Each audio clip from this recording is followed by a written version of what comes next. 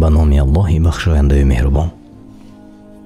یا الله، من از تو نیکی او را می خواهم و نیکی را که تو در او آفریده ای و از بدی آنچه تو در او آفریده ای پناه می جویم.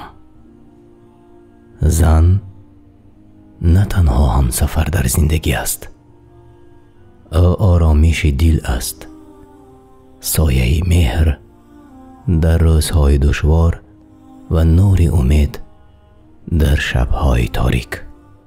در چهره او لطف و در سخنانش تسکین، در دلش محبت به انتها.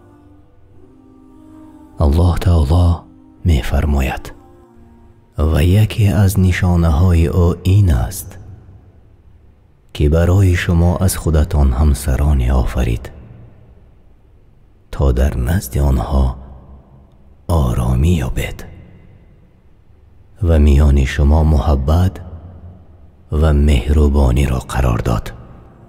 سوره الروم آیت 21. همسر نعمت است که باید قدرش را دانست. او زیبایی خانه است، نگه دارنده محبت، مادر فرزندان و ستون وفا. پیامبر صلی الله علیه و سلم فرمودند بهترین شما آن کسی است که برای اهل خاندانش بهترین است. پس بگذار کلمه زن من یا همسر من در دلت معنای محبت، احترام و شکرگزاری داشته باشد.